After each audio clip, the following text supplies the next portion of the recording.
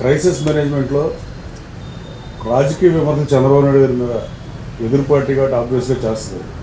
కానీ క్రైసిస్ మేనేజ్మెంట్లో అలాగే అడ్మినిస్ట్రేటర్ కాదని చేయడం దుర్మార్గం. భారతదేశంలో 29 రాష్ట్రాలు జమ్మూ కాశ్మీర్ రాష్ట్రంగా పరిగణిస్తాయి. ఏ రాష్ట్ర ముఖ్యమంత్రి కూడా ఇతర రాష్ట్రాల ముఖ్యమంత్రులు కూడా క్రైసిస్ మేనేజ్మెంట్ ఇంకన్నా బాగా చేస్తారని వాదిస్తే బెటర్. అలాగే జగన్మోహన్ రెడ్డి గారికి వైఎస్ఆర్ కాంగ్రెస్ పార్టీకి ప్రతిపక్ష హోదా నిరాకరించారని ప్రజల మీద కక్ష కట్టినట్టుగా ప్రవర్తిస్తున్నారు. ఉమ్మడి కృష్ణా జిల్లాలో 16 మంది పోటీ చేస్తే వైసీపీ నుంచి వాళ్ళు ఎవరు కనపట్లేదు. సింగనగర్ ప్రాంతం నాకు తెలిసి సబ్జెక్టు కరెక్షన్ వైసీపీకి ఎడ్జ్ ఉన్న ఏరియా, వైసీపీకి బలంగా ఉన్న ప్లేస్. అక్కడ వరద వస్తేనే ఈ 16 మందే కనపడుతున్నారు. అట్లాగే రాజశేఖర రెడ్డి గారి ఆత్మ కూడా శాంతిస్తుందని నేను భావిస్తున్నాను. వైఎస్ రాజశేఖర రెడ్డి ఇంటి పేరు శ్రీబాగ్ అని పెట్టాడు. శ్రీబాగ్ ఒడంబడి గురించి జలాశయాల పట్ల మాజీ ముఖ్యమంత్రికి ఇంట్రెస్ట్ ఉండేది అందరికీ తెలిసిందే. అలాంటి ఎమ్మెల్యే కొడుకు రాజకీయాల్లోకి వచ్చినా తండ్రి ఆశయాలను కొనసాగిస్తామని చెబుతారు రాజకీయాల్లో పరిపాటి. జగన్మోహన్ రెడ్డి గారు కూడా తండ్రి ఆశయాలని కొనసాగిస్తానని చెప్పి రాజకీయ పార్టీ పెట్టి రాజశేఖర గారికి ఇష్టమైన పోలవరం ప్రాజెక్టు లేకపోతే ఇంకో ప్రాజెక్టు ఏ జలాశయం అయినా అలాంటి వాటి పట్ల కూడా నిర్దయగా పోలవరం వదిలేసిన పరిస్థితి. బుడమేరు లాస్ట్ తెలుగుదేశం ప్రభుత్వంలో కాంట్రాక్ట్ ఇచ్చినా దాన్ని కూడా ఆపేసిన పరిస్థితి. లేకపోతే ఈ కరం పట్టేది కదా విజయవాడ నగరానికి.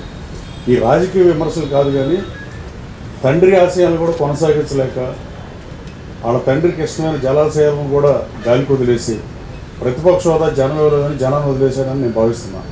అలాగే మీడియా సోదరులకు కూడా ఈ 16 మంది ఉమ్మడి కృష్ణా జిల్లాలో వరదొస్తే ఈ 16 మంది రాకుండా ఆ రోజున సంఘటనా స్థలానికి వచ్చి ముఖ్యమంత్రి గారు అక్కడి నుంచి కలెక్టర్ ఆఫీస్ ఇక్కడికి వచ్చి ఇదే క్యాంప్ ఆఫీస్లో పెట్టుకుని సీఎంఓకి వెళ్లకుండా సెక్రటరీకి వెళ్లకుండా ఇంటికి వెళ్లకుండా ఇక్కడ ఉంటే అలాంటి ఆయన విమర్శిస్తే రాజకీయాల్లో విమర్శించచ్చు కానీ వరద సమయంలో ఆపత్తుల సమయంలో విమర్శిస్తే ప్రజలు జుగుప్సాకరంగా ఉండే ప్రజలకు నచ్చే పరిస్థితి ఉండదు.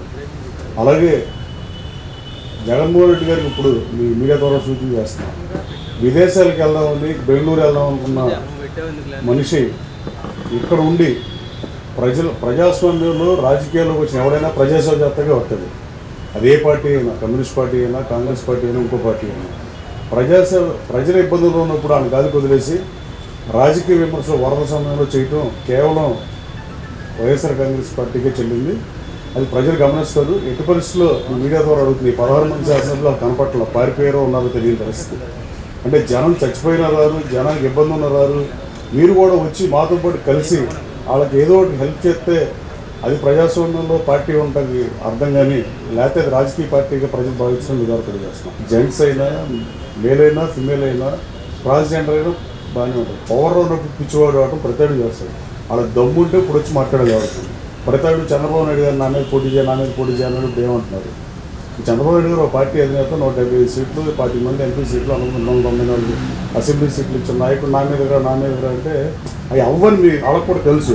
కానీ మీడియా అటెన్షన్ గ్రాప్ చేయడం కోసం మీడియా చూపిస్తుంది కాబట్టి ఆ ప్రలాపనలన్నీ పేలేరు. మరి ఇవాళ మీడియా సోదరులు కూడా అడుగుతున్నారు.